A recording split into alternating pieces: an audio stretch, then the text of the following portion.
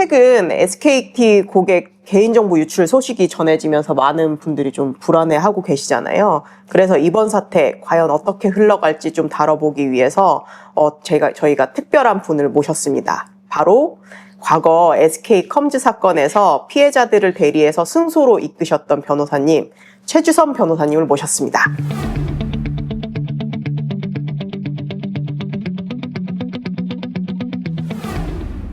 안녕하세요. 초대해 주셔서 감사합니다.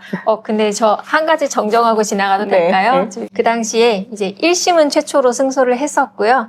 뭔가 좀 새로운 과실을 밝혀서 그렇게 1심 승소를 이끈 다음에, 근데 이제 2심, 3심에서는 좀 법리적인 이유, 뭐 인과관계 이런 법리적인 이유로 2심, 3심은 저희가 승소를 하지 못했어요.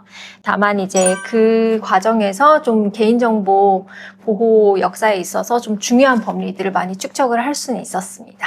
그죠. 우리 변호사님 자랑할 게 너무 많은데요.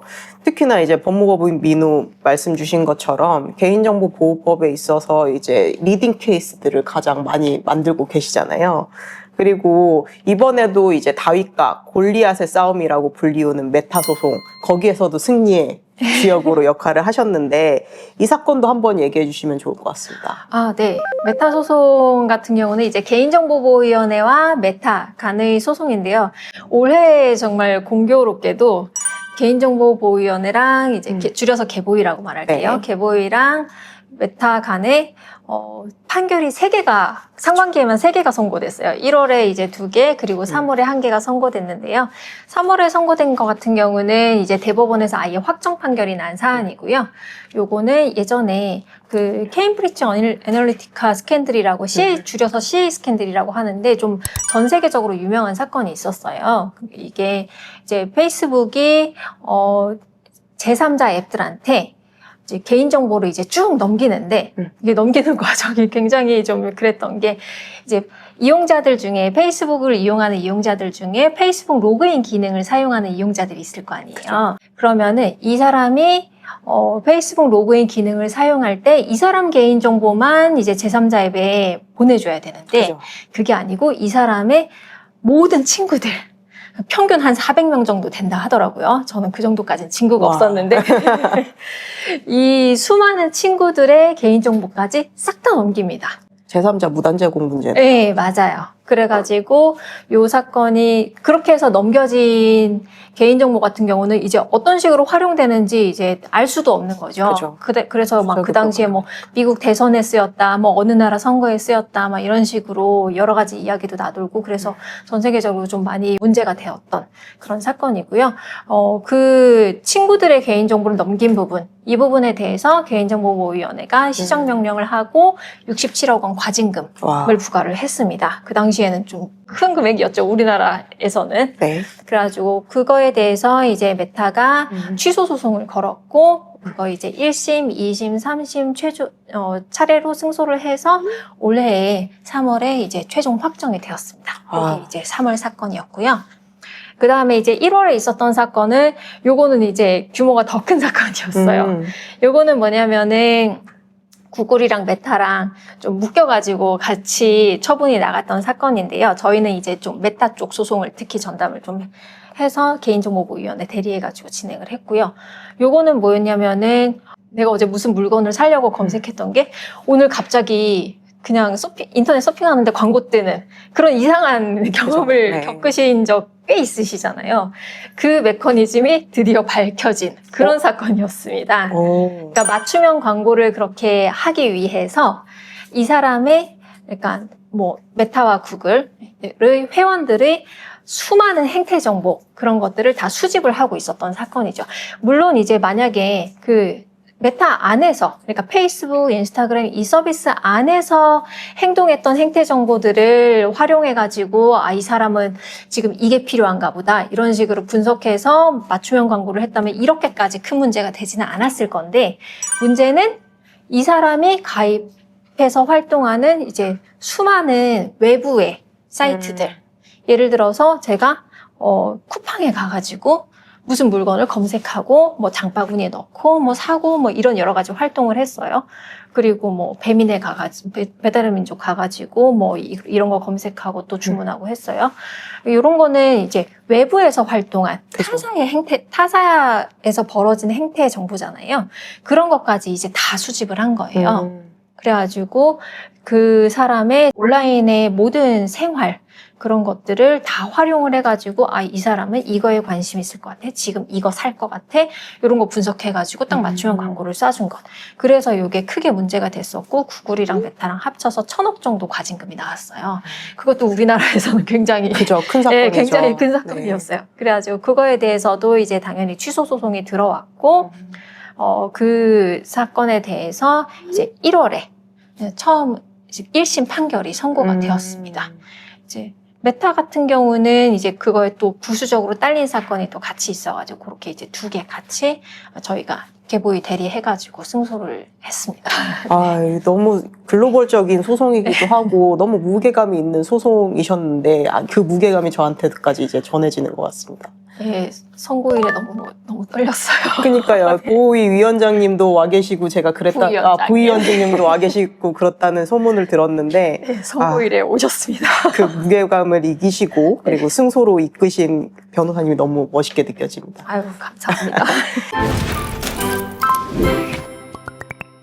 오늘 이제 본격적으로 저희가 모이게 된 이유가 있잖아요. SK 컴즈 사건 그리고 이번에 SKT 사건 저희 연관점이 있어요. 왜냐하면 SK 컴즈 사건도 이제 유출 사건으로 인한 집단 소송 사례였거든요. 지금 이번 사건들도 이제 피해자들이 이제 SKT 유출 사건으로 해서 이제 집단 소송이 많이 이루어지고 있는 상황이고, 그러면 저희가 어떻게 해야 되는지를 좀 집중적으로 다뤄볼 수 있는 거잖아요. 그러면 이제 본격적으로 SK 컴즈 사건 한번 다뤄보고, 그러면 저희가 SKT 사건에서 어떻게 하면 될지 한번 다뤄보도록 하겠습니다. 이제 SK 컴즈 사건 같은 경우는 이제 2011년 7월이었죠. 그때 이제 SK 컴즈가 운영하는 네이트랑 싸이월드 그 당시에 두 곳에 이제 중복 가입자까지 이제 다 산정해가지고 총 3,500만 명 거의 전 국민이었어요. 그렇네요. 네, 그 당시에 인터넷을 사용하는. 그렇네요. 네, 그 3,500만 명의 개인 정보가 이제 한순간에 이제 다 유출이 된 사건이었고요. 이 사건 같은 경우는 그 당시 뭐 해킹 경로나 그런 것들에 대해서 물론 조사가 이루어지기는 했지만 그 당시에 저희가 그 소송을 할 때 그거를 좀 활용을 해가지고 과실을 주장하고 그런 데는 조금 한계가 있었어요. 왜냐하면 이제 그렇게 대규모 개인정보 유출 사건이 물론 그전에도 좀 이제 뭐 옥션 사건도 있었고 하기는 했었지만 지금처럼 막 그렇게 조사가 정밀하게 이루어지고 그러지는 못했던 것 같아요. 지금은 굉장히 조사기법이 많이 발달이 되어 있어가지고 조사기법 발달의 차이를 느낄 수 있었던 사건이 이제 2011년에 그 SK 컴즈 사건이랑 그리고 그 이후에 몇 년 후에 있었던 인터파크 해킹 사건이 또 있었거든요. 근데 그 둘의 수사 기록이나 조사 기록을 보면은 굉장히 차이가 커요.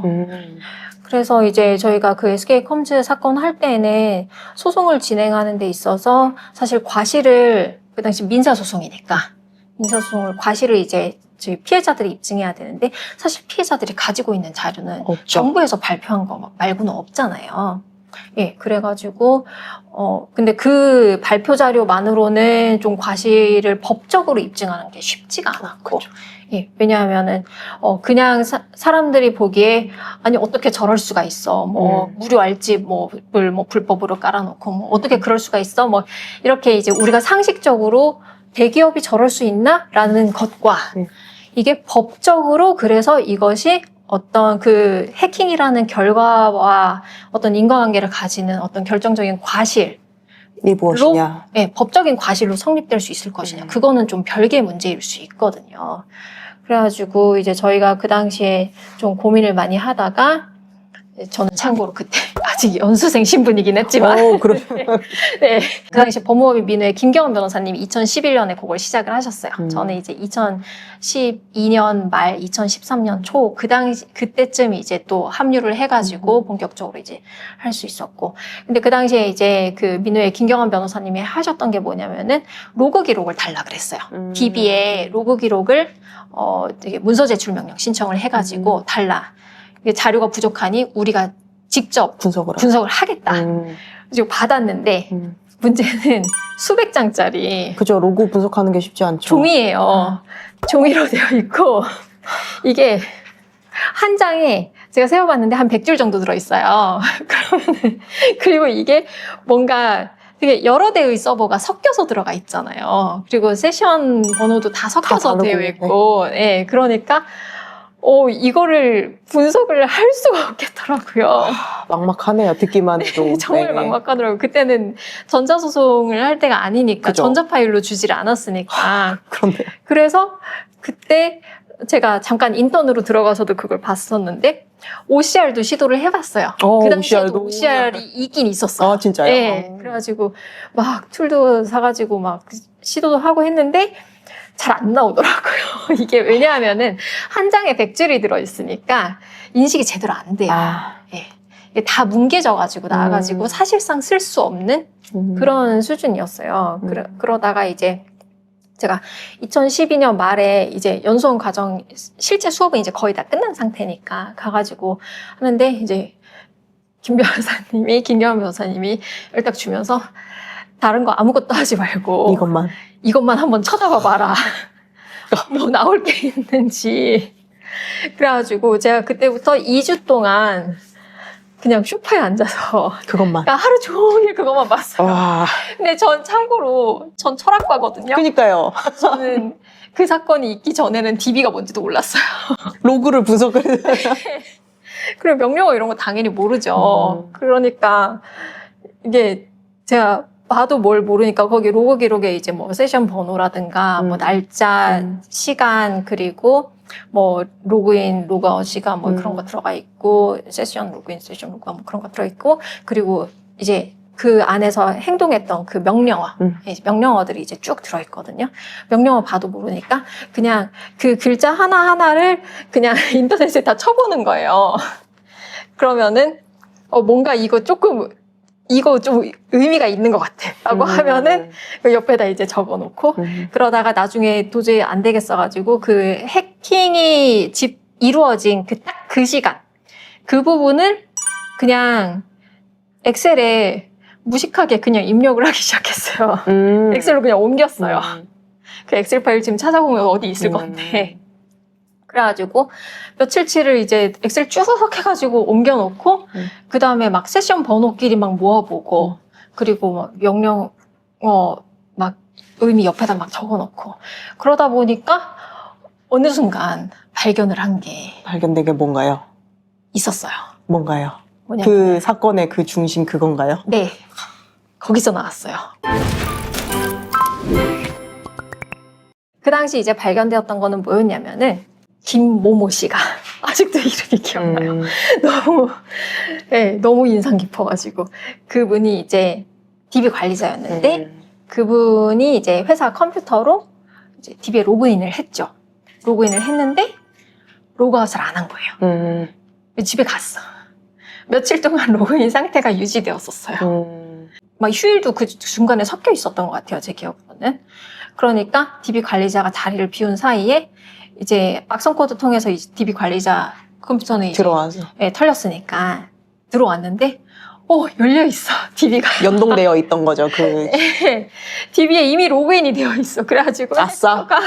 해커가 처음에 로그인 인증 절차 없이 그냥 들어온 거예요. 그러니까 얼마나 기뻤겠어요, 해커가. 기뻤겠죠. 네. 그 뒤로 해커가 실제 뭐 로그인 인증 값을 뭐 다른 경로로 취득했는지 안 했는지 그거는 밝혀지지 밝혀진 게 않았어요. 없죠. 네. 사실 그 부분이 더 조사가 되었으면은 결과가 이제 2심, 3심에서도 어떻게 됐을지 모르겠는데 그런 좀 세세한 부분은 밝혀지지 않아가지고 그건 또 로그 기록에 남아있질 않고 하여튼 그래가지고 1심에서는 그 부분을 밝히는 바람에 이제 관리자가 로그인 상태를 유지한 채로 그냥 방치했다는 거 그리고 거기로 이제 해커가 들어왔다는 거. 들어왔다는 거. 네, 그래가지고 그거를 바탕으로 이제 1심에서 승소를 했죠. 그리고 무엇보다도 이제 2심 가서는 그게 왜 뒤집어졌냐면은 얘가 그 뒤에 또 들락날락한 게 발견이 된 거예요. 그러니까 얘가 어떤 다른 경로로 그 로그인 정보를 또 취득했을 수 있겠다. 근데 어떤 경로로 취득했는지는 모르겠지만 그러면은 요게 이제 이렇게 열어놓고 간 과실과 해킹이라는 결과 사이에 인과관계. 어떤 인과관계가 확실하게 입증되지는 않는다. 그래가지고 결국 이제 손해배상은 안 됐어요. 근데 그럼에도 불구하고 이제 SK컴즈 사건에서 저희가 두 가지를 건졌는데요. 한 가지는 뭐였냐면은 이렇게 DB에 개인정보 처리 시스템에 로그인한 상태로 방치해 두는 거. 그게 그 뒤로 명시적으로 금지됐어요. 그죠. 네, 자동 로그아웃 저희 조항 고시에 들어왔죠. 네. 네.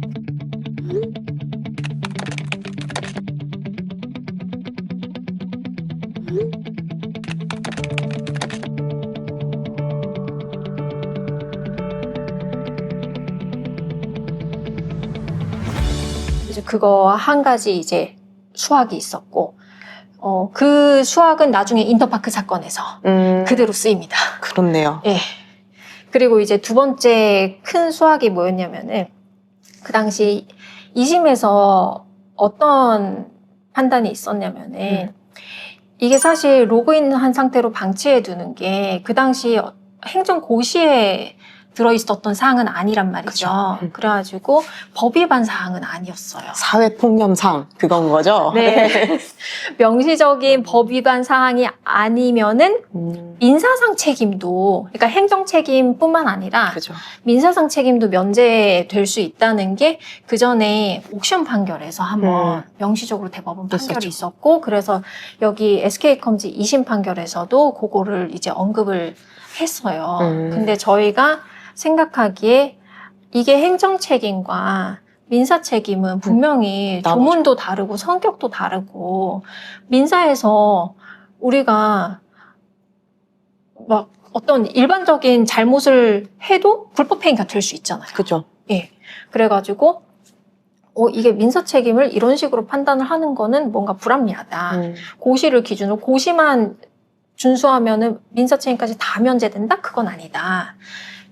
부당하다라고 생각해서 상고 이유에서 그 부분을 또 저희가 집중적으로 주장을 했어요. 그런데 그 당시에 정말 다행히도 대법원이 그걸 받아들여 줬어요. 그래가지고 고시는 최소한의 기준이다. 그러니까 고시를 다 준수했다 하더라도 정말 사회 통념상 합리적으로 기대할 수 있는 어떤 보호 조치를 하지 않았을 경우에는 민사상 일반 불법행위 책임이 발생할 수 있다. 그런 내용의 판결을 그 네이트 사이월드 SK컴즈 판결에서 내려줬고요. 그 판결이 저는 이번에 SKT 사건에서도 굉장히 좀 중요한 의미가 있다고 생각을 해요.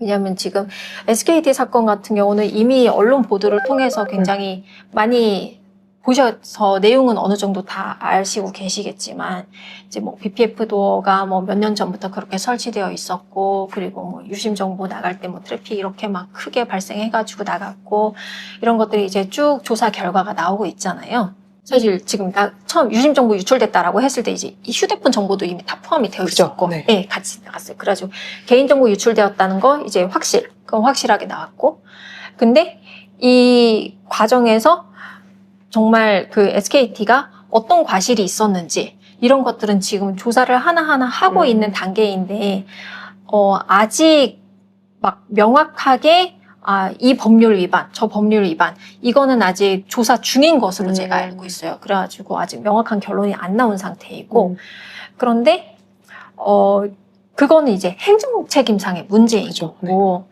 만약에 거기서 이제 뭐 고시에 딱 명시적으로 적혀 있는 어떤 조항 위반 이런 것들에 걸리지 않는다고 하더라도 정말 만약에 민사상으로. 네. 예, 물론 걸릴 수도 있습니다. 그죠. 네. 걸리는 게 나올 수도 있어요. 그건 이제 조사 결과를 기다려봐야 아는 것이고, 그게 좀 나오지 않거나 또는 그런 과실과 거기서 나온 뭐 그런 것과 이제 뭐 해킹 사이의 인과관계 그런 것들이 이제 명확하게 확인되지 않는다고 하더라도 지금 보면은 악성 코드가 설치된 게 이제 몇 년이 되었잖아요. 되게 오래됐다고 들었어요. 네, 굉장히 오래된 걸로 지금 나와 있고 그렇다면은 그 사이에 이제 SKT가 사실 할 수 있었던 점검이나 여러 가지 그죠. 관리적인 조치들이 있을 수 있었단 말이죠. 그러면은 그런 것들이 설령 이제 법에 명확하게 명시되지 않았다 하더라도 그런 관리 부실의 문제와 해킹 사이에 인과관계가 부정되기란 쉽지 않을 것 같아요. 그래서 요거는 민사 책임이 인정될 가능성은 굉장히 좀 높아 보인다. 이렇게 생각이 됩니다. 지금 변호사님이 되게 많은 거를 얘기해 주셨는데 결국 제가 정리를 해보면 그 SK 컴즈 사건에서도 결국 많은 일들이 있었지만 거기서 중요했던 거는 이제 그 사실관계들에서 이제 그 로그 기록을 분석하셔서 어떤 게 이제 문제됐는지를 정확히 뽑아내셨고, 그리고 그거를 기반으로 이제 법리적으로도 새로운 법리를 만들어내서 SK 컴즈 사건을 승소로 이끄신 거잖아요. 비슷한 게 SKT 사건에서도 이루어질 수 있을 거라고 생각이 되거든요. 지금 피해자들이 집단 소송을 많이 준비하고 있는 걸로 알고 있어요. 그리고 많은 펌들도 이것들을 이제 준비하고 있는 걸로 알고 있는데, 내가 집단 소송을 한다고 했을 때 어떤 거를 준비해야 될지 좀 고민이 많으실 것 같거든요. 이것도 이어서 한번 설명해 주실 수 있나요? 네. 개인정보 유출로 인한 피해는 보통 1차 피해, 2차 피해 이렇게 나눠지는데요. 일단 흔히들 말하는 2차 피해, 뭐 이렇게 개인정보가 유출돼서 그 유출된 개인정보가 악용이 되어가지고 뭐 재산상 피해가 발생했다든지 어떤 추가적인 피해가 발생한 거, 그런 걸 보통 2차 피해라고 하거든요. 예, 그 유출된 개인정보의 악용으로 인한 새로운 피해. 그런 경우에는 이제 그 별도의 뭐 재산상 손해 금액을 산정을 한다든지 그럴 수가 있어요. 근데 사실 2차 피해는 그 자체도 이제 확인이 굉장히 어려워요. 네. 네, 그래서 보통 개인정보 유출 집단소송을 할 때는 1차 피해에 대해서만 이제 집단소송을 하거든요. 왜냐하면 집단소송이라는 것 자체가 사람들의 공통적인 사실관계에 대해서 할 수 있는 소송이에요. 이게 개별적인 사정 하나하나에 대해서 주장을 하는 건 사실 집단소송에서는 불가능하거든요. 그죠. 예, 그래가지고 모두가 똑같이 겪은 일, 그것에 대해서 주장하고 입증해서 손해배상을 받는 것. 그런 것이 이제 보통 집단소송에서 많이 이루어지는 일들인데, 이 개인정보 유출의 1차 피해, 모두가 다 같이 겪은 피해, 요거는 유출 자체로 인한 정신적 피해예요. 그죠. 네. 그래서 그 정신적 피해를 기존의 법원에서는 한 10만 원에서 20만 원 사이로 인정을 하고 있어요. 물론 이번 사건은 그거보다 높아질 가능성도 없지는 않다고 생각을 합니다. 왜냐하면 다른 개인정보와 달리 이제 유심정보 같은 경우는 우리가 SKT에서도 유심보호 서비스 가입하라고 막 연락 오고, 그리고 유심교체도 네. 너무 불안하니까 유심교체도 해야 될 수밖에 없는 그런 상황이 벌어지고, 처음에는 또 유심보호 서비스 할 때는 뭐 로밍 하는 사람은 그게 되고 안 되고 막 굉장히 여러 가지 후속 조치 부분에서 할 게 많은 거죠. 정보 조치 본인이 해야 될 게 너무 네. 많았어요. 네. 그러니까 다른 사건 같은 경우는 후속 조치 부분에 있어서 정보 조치가 뭔가 할 게 없어. 네, 할 게 없어요. 할 게 없는데 없어요. 기다려야 되잖아요. 일단 유심 받으러. 네. 그죠? 그래가지고 이제 그냥 유출 자체로 인한 스트레스 딱 거기까지였는데, SKT 사건 같은 경우는 일단 유출 자체로 인한 스트레스도 굉장히 큰데, 왜냐하면은 핸드폰 복제에 대한 그 불안감이 불안감, 그게 굉장히 컸잖아요. 네. 이제 현대사회는 우리가 핸드폰으로 모든 생활, 금융생활까지 이제 다 하는 시대다 보니까 네. 사실 유심정보 유출은 다른 여타의 뭐 개인정보 유출에 비해서 더 큰 스트레스를 유발한 것도 있는데 거기에 플러스해서 내가 뭔가 계속 조치를 취해야 되는 것들 모두 가입해야 되고 가서 줄도 서야 되고 네, 그리고 이번에 저도 이제 그 유심 교체하라고 문자를 받았는데 언제부터 언제까지 사이에 오시라고 하더라고요. 저는 그 사이에 정말로 시간이 안 났거든요. 너무 바빠서 결국 못 갔어요. 물론 그 뒤에 가도 해주시기는 할 것 같은데 당연히 해주실 것 같은데 이제 그런 여러 가지 어떤 후속 대처 부분에서도 굉장히 좀 많이 힘들었던 부분이 있었고 그래가지고 뭐 기존에 10만 원으로 좀 평균 수령되는 경향이 있었는데 그거보다는 그래도 좀 높게 나오지 않을까라고 이제 살짝 좀 그렇게 생각을 하고는 있지만 어쨌든 아무리 많아봐야 10에서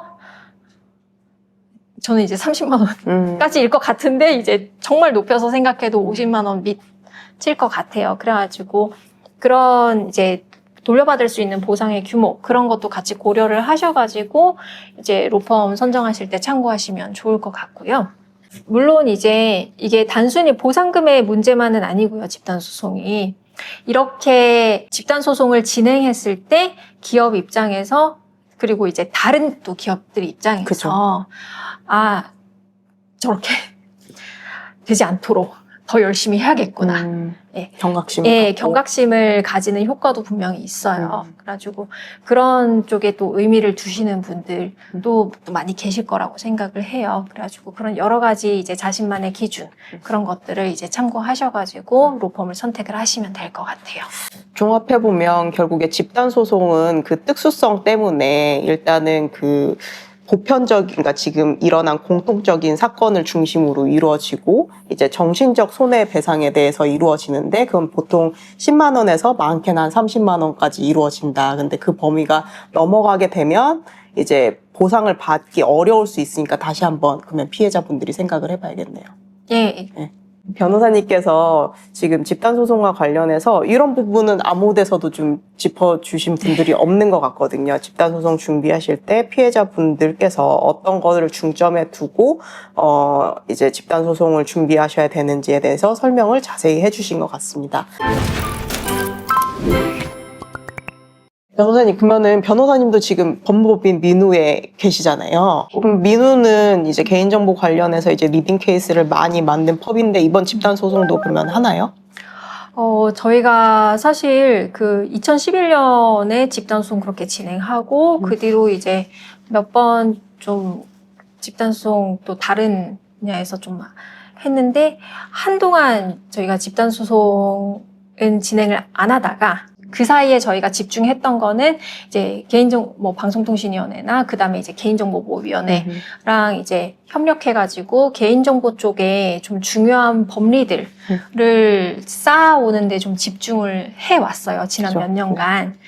그런데 이번에 SKT 사건 같은 경우는 좀 요거는 많이 피해가 심각하기도 하고 그리고 이게 좀 분기점이 되는 사건들이 있어요. 그죠. 2008년에 옥션 사건이 한 번 그랬었고, 그 다음에 2011년에 또 이 SK컴즈 사건이 또 한 번 분기점이 되었었고, 그 다음에 뭐 인터파크 사건이라든가 이런 분기점이 되는 사건들이 쭉 있었는데, 이번에 SKT 사건 같은 경우도 저희가 생각하기에는 좀 중요한 법리들이 많이 쌓일 것 같다라고 좀 예측이 되고 있어요. 그래서 이거는 물론 행정적인 것도 그렇지만 민사적으로도 우리가 좀 많은 부분에서 법원으로부터 좀 명시적인 판단을 받을 필요가 있겠다라고 생각을 해서 지금 집단소송 진행을 지금 검토하고 있고요. 아마 6월 중에 그동안의 이제 사실관계 그런 것들에 대해서 지금 연구를 좀 많이 하고 있거든요. 조사 결과 분석도 하고 있고 그래서 6월 중에 아마 저희가 집단소송 진행 여부를 확정하고 공지를 아마 드리게 되지 않을까 싶습니다. 그 예전에 SK컴즈 사건에서 로그 기록을 하나하나 분석하시면서 그 발견해내셨던 그 지점처럼 이번 사건도 변호사님의 그 꼼꼼함이 빛을 발하지 않을까 이렇게 기대를 해봅니다. 저는 개인정보보호위원회에서 잘 조사를 해줄 것이라고 기대를 하고 있습니다. 그때보다 많이 발전을 했으니까요. 예. 왜냐면 그 당시에 우리가 발견했던 것들, 그런 것들도 그때 이제 인터넷진흥원에서도 저희를 한번 불러주셨어요. 이거를 어떤 식으로 해서 이제 그 소송을 진행을 했고, 그런 것들을 저희 이야기도 한번 들어주셨고, 그리고 그 뒤로 정말 조사 기법이 많이 발달을 했기 때문에, 저희가 요새 이제 그 개보이랑 메타랑 하는 사건들 보면은, 조사한 내용들 보면은 진짜 꼼꼼하게 조사를 하시거든요. 그래가지고, 이번에는 정말 완벽한 조사 결과를 제가 기대를 하고 있고요. 네. 네, 저희도 이제 조금 더 거기에 보태서 더 좋은 결과 있을 수 있도록 연구를 많이 할 예정입니다. 아, 네. 그러면은 그 10년 동안에 이제 발전한 기술적 조사 방법과 그리고 민우의 그 법리 지금까지 쌓아오는 이제 리딩 케이스 그 경험을 바탕으로 좋은 결과로 이어지면 좋을 것 같다는 생각입니다. 예, 저희의 목표는 딱 한 가지예요. 이 사건이 이후에 개인정보 보호에 있어서 어떤 이정표를 여러 가지 또 제시할 수 있는, 가이드를 제시할 수 있는 그런 판결을 낳을 수 있었으면 좋겠다. 그래가지고 피해자들의 손해배상은 물론이고 이후에 피해까지 예방할 수 있는 그런 소송이 되었으면 좋겠다라는 그런 생각입니다. 네, 저희가 흔히 지금 보안업계에서는 10년마다 찾아오는 악몽이라고 얘기는 하는데 이 사건 이제 악몽에서 벗어나서 이제 다음 이제 후대를 위해서 조금 더 나은 발판이 되는 사건으로 이제 마무리됐으면 좋겠는 바람입니다. 아, 예, 변호사님 오늘 좀 귀한 시간 내주셔서 오늘 함께 해주셔서 감사합니다. 네, 초대해 주셔서 감사합니다. 저희 다음에도 한번 다시 이제 찾아와 주실 수 있는 건가요? 저희 집단소송 확정되면 한 번 또 올까요? 아, 좋습니다. 네, 감사합니다. 다시 돌아온 개인정보 블랙박스 오늘 최주선 변호사님과 함께 얘기 나눠봤는데요. 저희 가디언주 여러분께서도 많이 도움 되셨으면 좋겠습니다.